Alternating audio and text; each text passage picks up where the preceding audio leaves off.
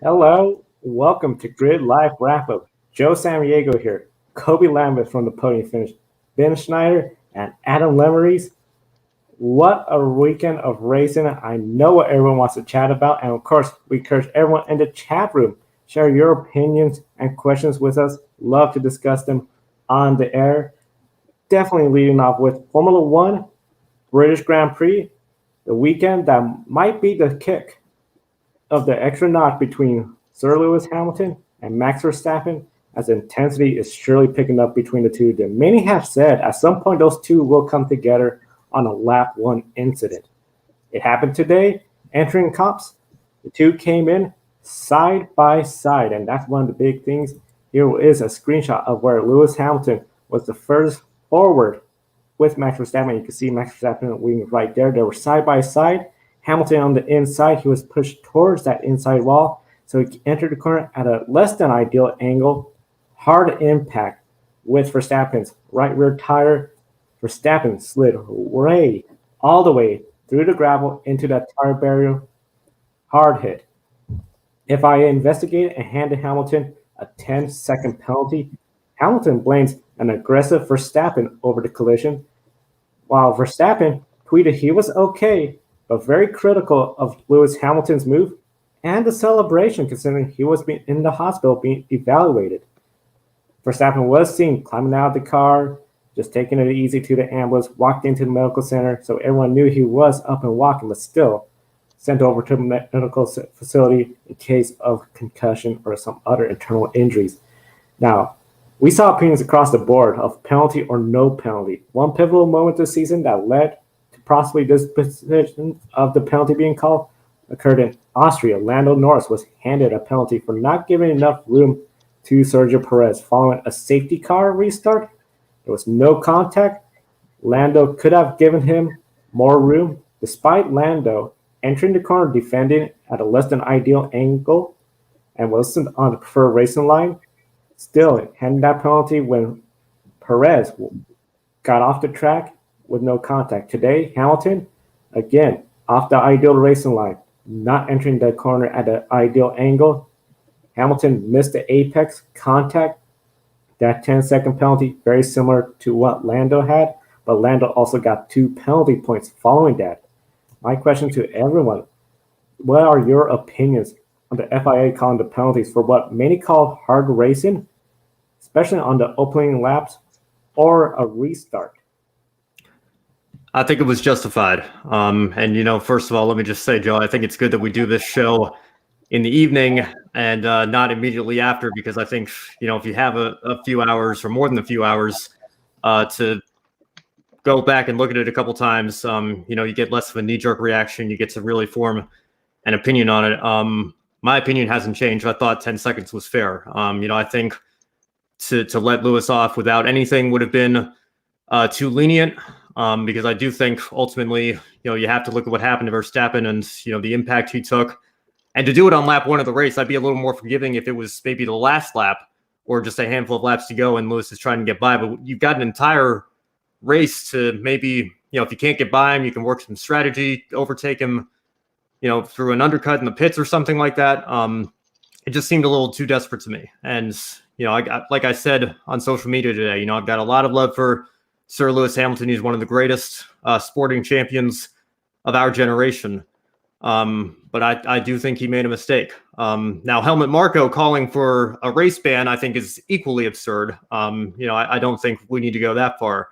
But Joe, you mentioned Verstappen moving over, Hamilton going in at a less than ideal angle. I think what people aren't realizing is that Verstappen rather was always ahead of Hamilton, and then Verstappen actually went back to the left to take the corner at the preferred racing line, and people are saying he turned in. But if you look at Lewis's onboard, and I think the F1 Live post race show on YouTube showed the line that Hamilton was projected to take.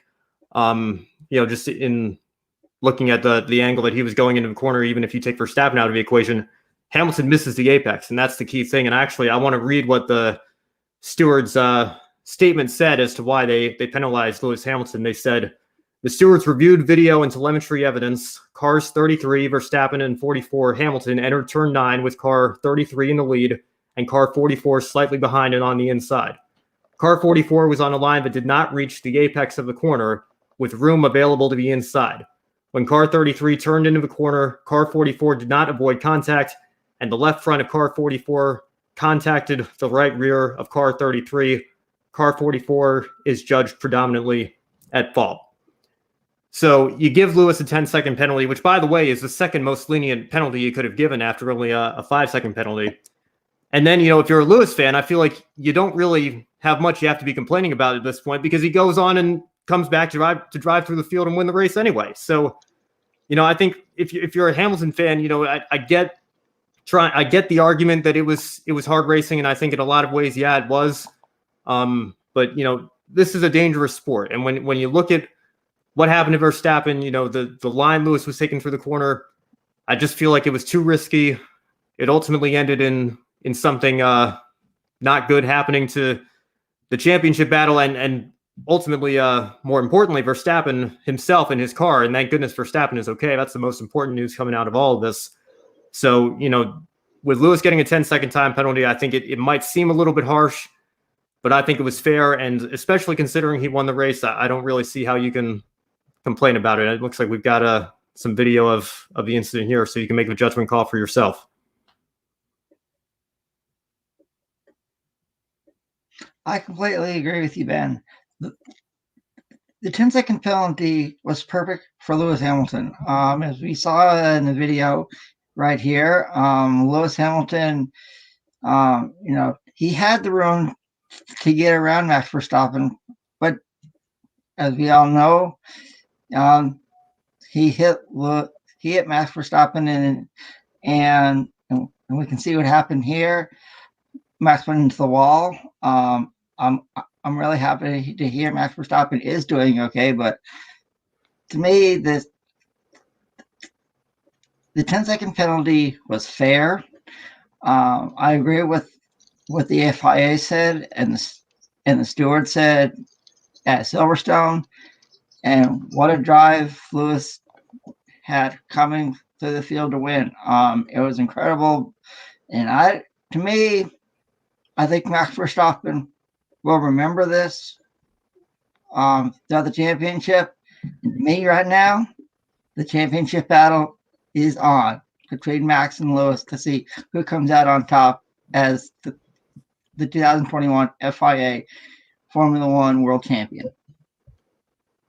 Well, I don't really have much to add to this conversation. I think you, Ben, and Adam have really said everything that I was going to say. I do think that it was a really fair penalty to give to Lewis Hamilton, and I'm really glad to see Max Verstappen is okay, because when he had that big off, I knew it was a really nasty impact, and I worried that he could be really injured. But Max did have to go to the hospital after the race, and since then he's been checked and released, and it looks like he's going to be okay, and that's the main thing after this. But like you're saying, I'm pretty sure Max Verstappen is not going to forget this incident, especially when these two are going to be racing closely together on track once again.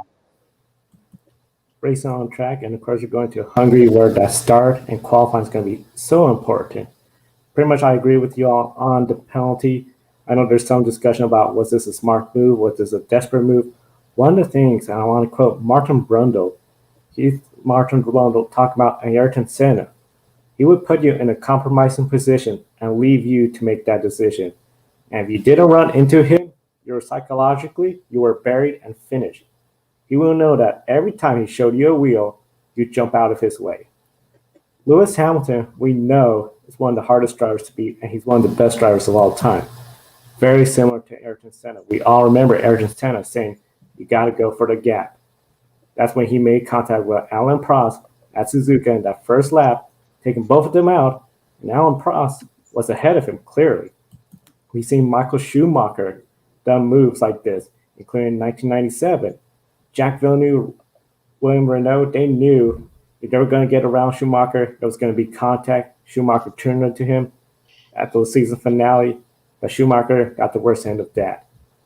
I feel like this is something we see a lot of times in racing, the way the FIA has been officiating, especially with, you got to give the room. You had the room. I do think it was not only a right call in this aspect, but definitely I think going forward, when we do see drivers putting themselves in a position where somebody has to blink, nobody blinks, or somebody still goes wide, as we saw with Lando Norris, there's likely a penalty coming. I think this could really change how Formula One race goes forward, and we encourage everyone to chat and share your opinions about the Lewis Hamilton, Max Verstappen incident, and any other questions with us on the air. Now, we did hear Verstappen very critical about Lewis Hamilton. Will this change how the two of them race each other with the remaining races for the Formula One World Championship? Well, Joe, like you said, I think Max certainly isn't going to forget this anytime soon. But, I think ultimately, they've already been racing very hard this entire year. I think back to when Hamilton and Rosberg came together at the Spanish Grand Prix in 2016, and Rosberg was being interviewed after the race and saying, or he was asked the question rather, how does this change your relationship and on-track battle with Lewis? And he just said, same as always. So I think if you're Verstappen now, I think you have to have the mindset that it's going to be very difficult for Lewis to and Mercedes to complain about anything that you do going forward that's within reason.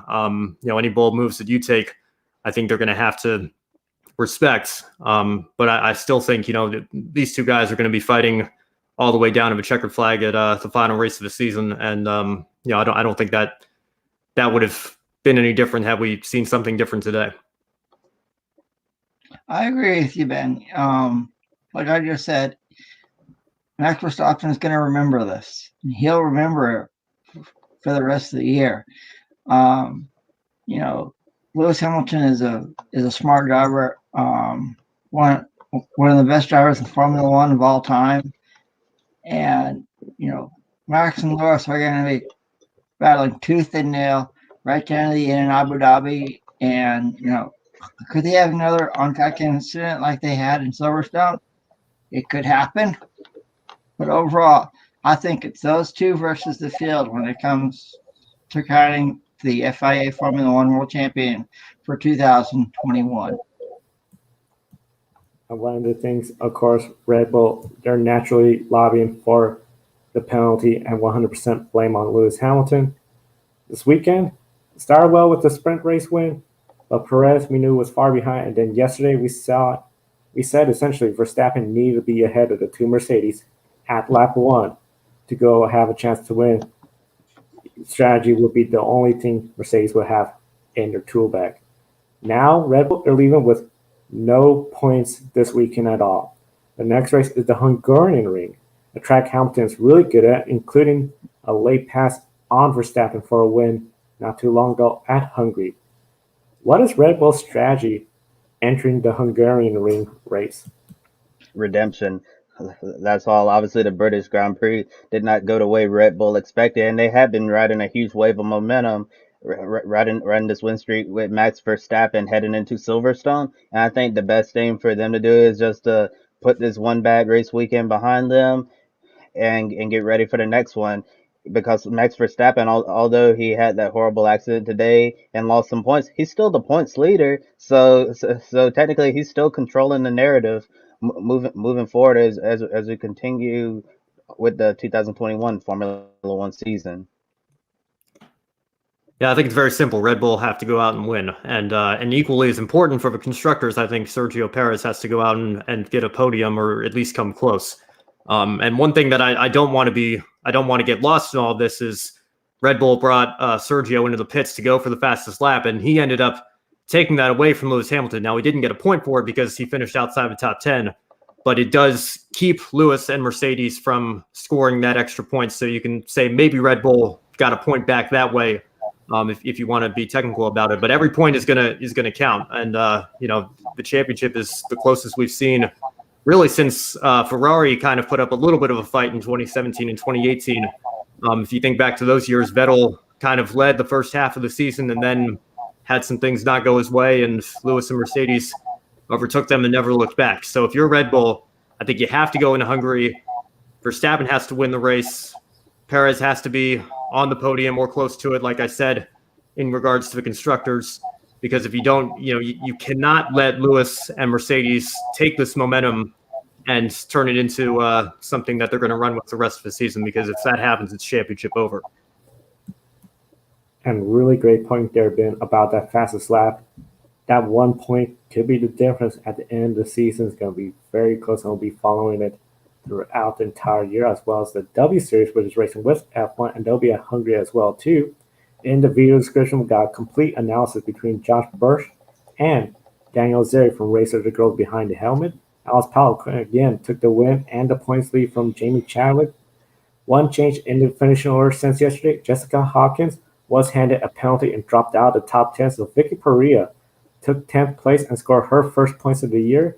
July 30th to 31st, W Series at the Hungarian ring. And then, of course, that same weekend, we have Formula One, the Hungarian Grand Prix.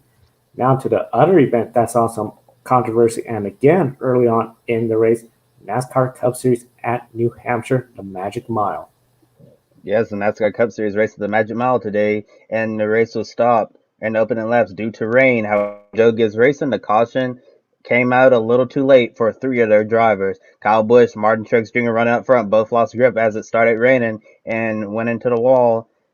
Denny Hamlin also spun out, and then the red flag came out. Kyle Busch hit the pace car in the rear out of frustration, causing damage, and Bob Pockers says that NASCAR is reviewing this incident. Steve O'Donnell from NASCAR went on the NBCSN broadcast and said the rain caught them by surprise, called it an unfortunate incident, said Kip Childress gave them the all clear and only reported a mist at the time, and drivers were reporting sprinkles on the radio prior to the crash, even weepers in the first set of turns from the rains earlier that needed to be dry before racing. And last week, we raced through sprinkles during the Cup race at Atlanta. Did NASCAR drop the ball here once again with this communication, or did the rain happen so fast, pop up, and there was really nothing they could do about it? Well, for me, I can say that I've experienced going to New Hampshire in the rain. I've gotten soaked there, but I believe this now. I was paying really close attention to the weather, and I believe NASCAR made a mistake by allowing them to race. I believe it could have waited just a couple minutes longer, for them to start. I feel so sorry for Joe Gibbs Racing. Kyle Busch. I believe Joe, you picked him to win. I believe he would have had a strong car all day. Martin Truex Jr. was my pick, and he was involved in the accident as well. Denny Hamlin, we talked about him yesterday. So far being winless. I actually thought he would have been up there battling for the win. But I feel overall, I believe NASCAR truly made a mistake for allowing him to start when they did. All I'm going to say is I miss David Hoots. I think ever since he stepped down, there's been a lot of questionable decisions from race control, and today was certainly one of them. People flashing back to the 2001 All-Star race, and ironically enough, at New Hampshire, the 2011 IndyCar race, that was a little bit of a different scenario because it happened at the very end of the race. But like you said, Adam, yeah, it's hard not to feel for Kyle Busch and really all of Joe Gibbs Racing, three of their cars being affected by that blunder. I think NASCAR really dropped the ball.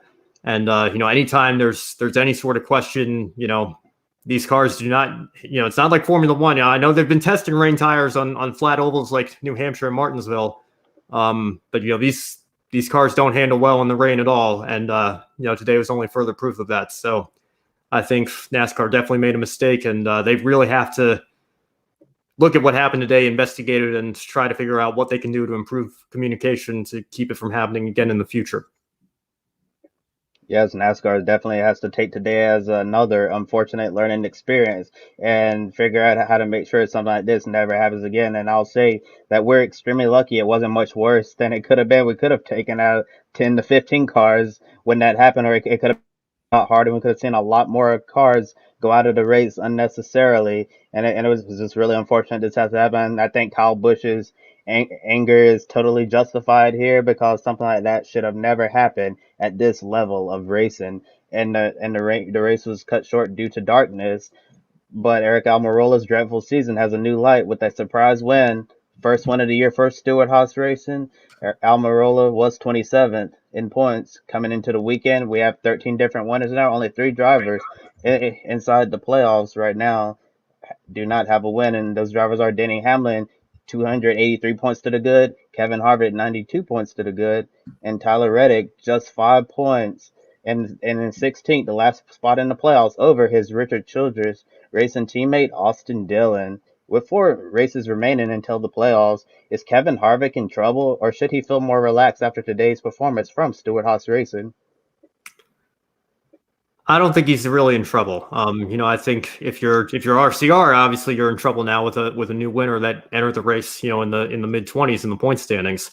But I don't think, with the amount of races we have left, getting that many new winners, you basically need a new winner every race. And I think even if we did get a new winner every race, it could easily be Hamlin and Harvick being 2 of those new winners. They would definitely be my picks. It's tough for me to see guys any further back. Obviously you have Daytona coming up. It's a bit of a wild card, but you have to think Hendrick and Chase Elliott in particular is going to be very difficult to beat on the road courses. So, I think if you're Hamlin, you're all but guaranteed a spot at this point. And likewise, Kevin Harvick, crazier things have happened in the NASCAR Cup Series in recent years with this playoff format, but I don't think you have to be too worried. And you definitely have to be encouraged by how the number 4 team ran today in particular, but also, a teammate in Eric Almirola getting a surprise win. When it comes to Harvick, I feel right now they're not in trouble. Big thing is, of course, we got a road course, Indianapolis. I don't see them getting a win there. Watkins Glen, he's had some good races there. Might get a win. But still, you got to look at Chase Elliott. And that's why I think the big thing is Chase Elliott. He is a road course favorite. You got Martin Truex in there too. Those road courses, we anticipate crazy race. But really, if Chase Elliott, Martin Truex go out there, win those, that just gives Harvick and Hamlin both more breathing room, because then we only have Michigan and Daytona. Really, I think it's Richard Childress racing. You got 1 driver out of the playoffs by 5 points, 1 driver in the playoffs by 5 points. It looks like one of those 2 is going to get in.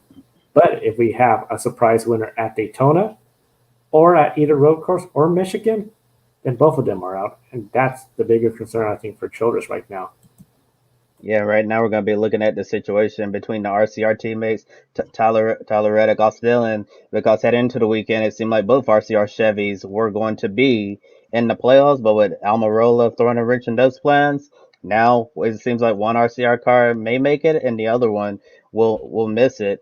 But going back to Kevin Harvick, I think he certainly has to feel a lot more comfortable after today's performance. He looked a little bit like the Kevin Harvick of old. I believe today was the most laps that he's led all season long, and the first time he really looked like his old self since the late season meltdown in performance. So I definitely think, yes, Kevin Harvick has to feel good, but knowing that anything can happen at these races coming. You mentioned, Ben, the wild card at Daytona coming up. If we see a new winner there, and at one of the 2 road courses, Watkins Glen, then the Indy road course, and Kevin Harvick isn't one of those ones to get in the victory lane, we never know what could potentially happen to him. And on Saturday, the M Better Get Vaccinated 200 got to show in before the rains came for the NASCAR Xfinity Series. Christopher Bell in the number 54 Toyota Supra took the win over Justin Allgaier, Daniel Hemrick, Austin Cindric, and Harrison Burton rounding out the top 5. We had 5 cautions, 2 for on-track incidents, including a 4-car accident. Michael Annett, missing his second race after surgery, falls to the playoff bubble in 12th. 32 points above the cut line. Riley Hurst, the first driver out, 32 points below. And Brandon Brown is 41 back with 7 races to go in the NASCAR Xfinity Series regular season. And just like the Cup Series, they're going to be on a break because of the Olympics. So Xfinity is going to be back in action on August 7th at Watkins Glen International. Also going on a break too, the Supercar Series. They had a thrilling 3rd race in their Townsville Super Sprint. An exciting battle between Cam Walsh and Shane Van Gisbergen. Adam, was Waters essentially preventing Shane Van Gisbergen's sweep or at least 2 wins, fire, and prove that, hey, he's ready to bring the fight to Shane for the rest of the season? I do believe Cam Waters will be a champion. I believe that Cam Waters is a name you'll have to look out for when it comes to the Repco Supercars Championship. He is a very consistent driver. And the next race that they're going to have, it's not going to be under the lights that a lot of people were hoping for. But it's going to be at a track that the Supercars haven't been to since 2019. And that's Queensland Raceway. It's one of the shortest tracks that the Supercars goes to. It can be also very challenging. I expect to see some really good action there, and it's going to be in, with the break now. I believe it'll give the team a good rest, and who knows what could happen the rest of the way. But I do believe that your champion will be SVG Team Van Gisbergen at season's end on the Gold Coast in Surfers Paradise, Australia. SVG still has to be the early favorite. Well, essentially the big, heavy favorite for the championship in the Supercar Series. And of course, Cam Waters was a big surprise for everyone. Meanwhile, in World Rally Championship, Rally Estonia, Kali Rovanperä went on to take that one, becoming the youngest rally winner. Definitely a surprise there. Sebastian Ogier took fourth place, but he still maintained the grid ranking lead, as you can see right there. The top 10, the biggest loser has to be Max Verstappen, going from third down to fifth. Lewis Hamilton picking up one position over Alex Palou, and Kyle Larson staying steady right there in the top 10. Now taking a look at your entire grid ranking for week 17. You can follow the grid ranking at Grid Ranking on Twitter. Of course, don't forget the WEC is going to be on the Grid World Motorsport League, and that leads us to essentially the next topic, which is SRX and IMSA. Cody, can you tell us what's all been happening with especially SRX in their season finale? Last night, the inaugural season of the Camping World SRX Series came to an end with the co-founder of the series, Tony Stewart, winning the championship. However, the big story entering the night was the father versus son battle, Bill Elliott versus Chase Elliott, heading to Nashville Fairgrounds Speedway. We talked a little bit about this yesterday on Grit Live pre-race. Bill wasn't having a really good season. He had some mechanical woes and some bad luck. But yesterday, Ray Evernham let Bill change the primary car he's been using and get one of the test cars. Immediately, Bill showed speed we haven't seen from him yet in SRX. He won the first heat, started on the pole in the 77-lap feature, and he was very competitive. He ended up finishing third in the feature, but we saw a close battle up front with Tony Stewart trying to pass Chase Elliott for the win. Chase held on, won the SRX season finale in front of the largest crowd since 1970. Based on the huge turnout, does this justify that NASCAR should return to the fairgrounds? Easily. They're talking about the NASCAR history at the fairgrounds last night. They mentioned a race called the All-American 400. That's one of the best late model races in the entire country. And I believe for me, NASCAR needs to go back to the fairgrounds. It needs to happen soon, ASAP. You saw the crowds last night at the fair. You saw the crowds last night. If NASCAR comes back, I believe the crowds will be the same way. You have so much NASCAR history. They're going back to the days of Sterling and Cuckoo Marlin, Darrell Waltrip, Michael Waltrip, Jeff Green, Bobby Hamilton, and Bobby Hamilton Jr., among other drivers. For me, I think it'd be cool to see at least the Xfinity Series, which has raced there in previous years, and the Truck Series there as well. I believe they would put on awesome races, and the crowd would go absolutely wild. Yeah, I think the crowd was all you need to know. To see that much energy. And I admittedly, the fun flag has kind of soured me on SRX, but I'll admit, I tuned into the whole thing on Saturday night. I thought it was a fantastic show. The fairgrounds certainly did not disappoint. So cool to see Bill Elliott up there leading a bunch of laps, and getting to see him have a chance to race with his son, Chase Elliott. To have NASCAR's reigning Cup champion, that had to be huge for the entire SRX series. But in terms of the fairgrounds, I hope the woman that claims that there are 5 perfectly good other NASCAR and Formula One tracks within a half-hour drive or whatever it was she said, I hope she can find a vacation plan for a weekend or two, because I think at this point, the timing has never been better. I really hope NASCAR and Nashville and the fairgrounds can strike a deal, because if the crowd was any indication last night, that there is definitely an audience for it. Nashville is an important market. We've seen it with the Super Speedway race. They call it a Super Speedway because it's bigger than the fairgrounds. But Nashville Super Speedway put on a good show just a handful of weeks ago. I see no reason why those 2 races couldn't coexist, and the fairgrounds couldn't do the same. Yes, I totally agree with you, Ben. I really hope that NASCAR is able to strike a deal and be able to add the to be able to add the Nashville Fairgrounds Speedway to the schedule. Maybe it doesn't. Well, maybe it's not necessarily going to be a Cup race at first. Maybe you start off with Trucks or Xfinity and work your way up to Cup, or maybe we'll be able to bring all 3 series the race of the track. But hopefully that deal is able to get done, and we all know that there's quite a political situation going on there, which is preventing this from happening. And maybe they'll get that figured out. But like you were saying, the crowd last night, proof in the pudding. There's a market for NASCAR to be able to come to the NASCAR Fairgrounds Speedway, and if that does happen, I'm pretty sure we'll see a packed house like we saw last night for SRX. And in the 6-week summer championship, we've seen a lot of memorable moments. And just to name some, Doug Coby, the NASCAR Whelen Modified Tour star, winning at Stafford, the very first race in SRX history, and then earned a Truck Series ride at GMS Racing for the Bristol race coming up soon in a few weeks. Ernie Francis Jr., we've talked a lot about him on this program, getting noticed in the national spotlight outside of Trans Am. Luke Fenhaus, the winner of the Slinger Nationals, battled Tony Stewart and Marco Andretti for the win at Slinger. And then SRX, able to attract the defending NASCAR Cup Series champion Chase Elliott to end the series with a bang in the very first season.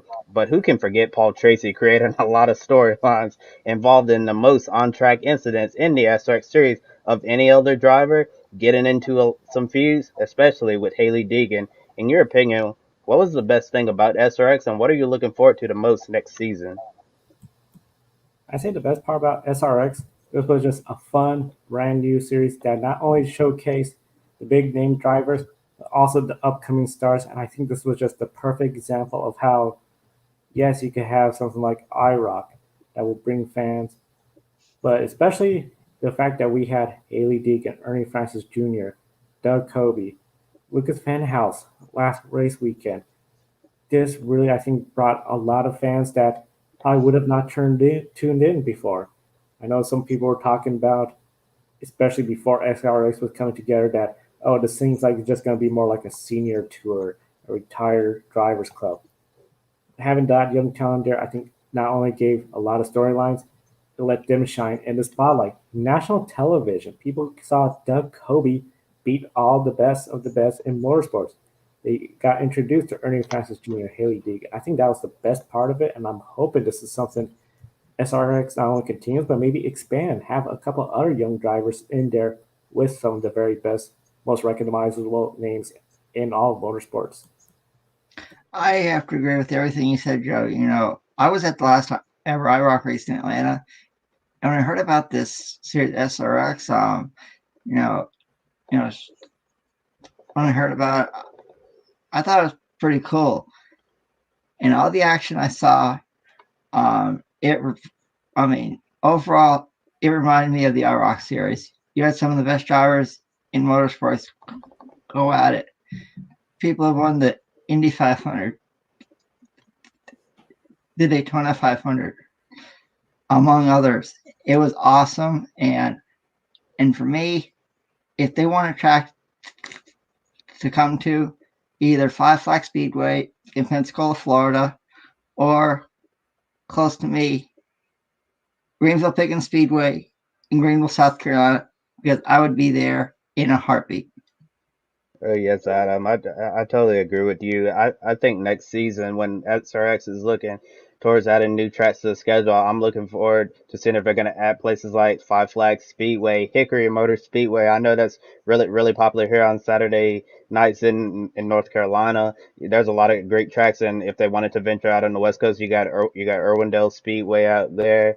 There's just lot of great racetracks. I definitely don't envy them when they're going to be deciding the schedule next year. It seems like they're looking to stay at 6 races, but who knows? I know Ray Evernham spoke at Auto Week and said that he was potentially looking to further diversify the schedule and add 2 road courses to the mix. And it would be interesting to see which road courses they pick to add to the SRX schedule if they decide to go down that route next season. And for me, the best thing about this series was just showcasing racing, a good show for TV, and especially all of the storylines that come from it, especially drivers who haven't necessarily gotten a lot of time in the national spotlight. I think that's honestly the most important thing about SRX. And I wonder, without SRX, does Doug Coby get an opportunity to race in the NASCAR Camping World Truck Series in a few weeks at Bristol? Do we even know who Luke Fenhouse is if he doesn't win the Slinger Nationals, and if Ray Evernham and Tony Stewart didn't give an open slot to the Slinger Nationals winner? Because I know we've talked about this off and on again about that Saturday night short track star who never gets an opportunity to show what they can do in front of a national audience, so they just stay racing on Saturday nights and never get an opportunity to go to places like NASCAR. And I think that this is definitely the SRX experience is going to help Luke Fenhouse get noticed, and we'll have to wait and see if he'll get some opportunities to race in NASCAR. Ernie Francis Jr. seems like he could potentially have some future opportunities down the road and potentially open wheel racing on road to Indy. I know he's getting a little open wheel racing experience right now, and he's definitely thrown his hat in the ring on Twitter about potentially racing a NASCAR Xfinity Series. And yeah, I know we talked about this yesterday when Ernie responded to a tweet about the open ride at Team Penske next year in the Xfinity Series. Ernie basically said he'd be open to that, and Tommy Joe Martins said that Ernie feel free to drive one of his Martins Motorsports Xfinity cars, and Ernie said that he'd be glad to do it. So we'll have to wait and see if Ernie's going to get some opportunities. Just in general, I think SRX was a really good series for this. And in regards to the IMSA only GT round, I mean the IMSA GT only round, the Northeast Grand Prix at Lime Rock Park, the overall race winners were only able to go 100 laps before the race was red flagged due to lightning in the area. Unfortunately, the race never got restarted, which handed the overall race victory in GTLM to the number 3 Corvette Razor CR Jordan Taylor and Antonio Garcia. In the GTD class, went to the number 23 Heart of Racing Aston Martin Roman DeAngelis and Ross Gunn. And IMSA will return to action on August 8th at Road America with all 5 classes racing. Now it's time to wrap up the show with the grid one shining moment. So, Joe, let's start with you. What was your one moment that stood out to you this weekend? I think what had to stood out for me is definitely Eric Almirola's win. He had a dreadful season. I mean, just the worst of worst luck. There was a lot of rumors he's going to be out that ride. The kind of performance he did today shows he was really deserving of that ride. Going out there in a non-super speedway track, getting the win, and I think that was really my shining moment.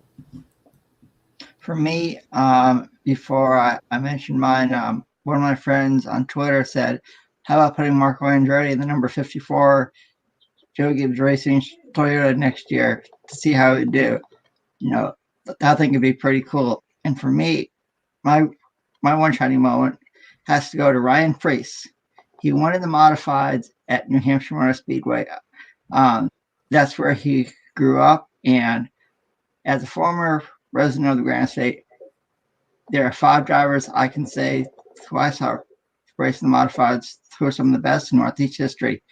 Andy Santerre, Reggie Ruggiero, Mike Stefanik, Eddie Christopher, and Mike Magic Truth McLaughlin. They always put on a good show. So for me, Ryan Preece winning the modified race at Loudon is my grid one shining moment. You know, I know he didn't win the race, but he came darn close when absolutely nobody expected him to. So I'm going to give it to Charles Leclerc in Formula One. And, you know, it's been a tough couple of years for Ferrari. They've been the butt of so many jokes. And, you know, I still think they're not quite where we want them to be. We'd love it to be a 3-team battle between them, Mercedes and Red Bull. But for Leclerc to come that close to getting the win today, I know he got passed by Lewis right at the end there. An outstanding performance for him, and maybe a sign that Ferrari is starting to turn the corner and might be back on their way up. And actually, Adam, you took my great one shine them up, but I just want to add a little bit more. It was Ryan Preece winning the modified race, and everyone who knows Ryan Preece knows how much he really cares about modified racing and NASCAR Whelen Modified Tour in general. And he's won a lot of races in that series, and he's been very, very competitive. And even with the grueling NASCAR Cup Series schedule, he tries to run as many modified races as he can when his schedule is open. So for him to go out there and finally get his first ever win at New Hampshire and New Hampshire Motor Speedway is winning at that track, that one race, that's like their crown jewel of the season, their Daytona 500. And after Ryan Preece climbed out of his modified, he said that winning the race in New Hampshire in the Northeast was equivalent to winning the Daytona 500. And that's exactly why Ryan Preece is my one shining moment. And with that, we are out of time for today's program. We encourage everyone to visit Publix, 10% discount for Grid Network viewers on all their goodies they have for dogs, including dog leashes, clothing, and accessories. And a portion of those sales goes to helping homeless, sick, rescue dogs. A big special thank you to our Patreon investors, Colin, Mark, Michelle, keeping us on the air, allowing us to do a lot of upgrades and improvement throughout our time here on YouTube, Facebook, Twitch, Twitter. Definitely, we're streaming. Be sure to follow all our accounts, including TikTok. TikTok, there are some of our short videos, including our weekly Pick a Winner videos as well there. Be sure to get involved with us on TikTok at Grid Network. And thank you to our new YouTube subscribers. We hit 211. Definitely share with your family and friends. I love motorsports because here at Grid Network, it's all about sharing the love of racing. For Adam Lemeries, Ben Schneider, and Kobe Lambeth, from the Podium Finish, I'm Joe Samaniego. Thank you for watching and enjoy the week ahead. Joe Samaniego here. Want to invite you to go check out Publix. Publix is a dog clothing and accessory company based in Austria. 10% of each of your purchases goes to helping dogs in need, whether it's homeless, sick, or ill dogs. This is one of the reasons why we support it. Kiska here is a rescue dog from rural Alaska and our Grid office dog. We care about our furry buddies, and we know you do as well. Definitely check out Publix.com. There's a link on the video description, and by clicking on that link, you get a 10% discount on your purchase as well.